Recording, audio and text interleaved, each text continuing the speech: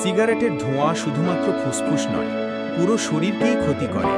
চলুন দেখি কি কি ক্ষতি হয় এই ক্ষুদ্র কিন্তু বিপজ্জনক অভ্যাস থেকে। প্রতিটি টানা ধূমপান ফুসফুসে পৌঁছায় এবং ধীরে ধীরে তাদের নষ্ট করে।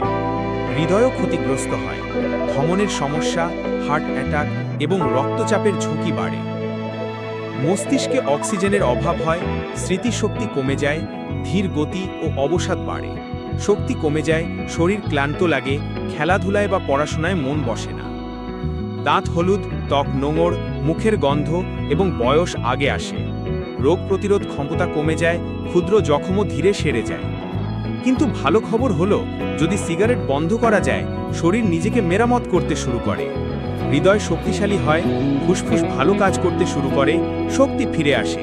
তুমি নিজেকে এবং প্রিয়জনকে সুস্থ রাখতে পারো। আজই সিগারেট ছেড়ে দাও।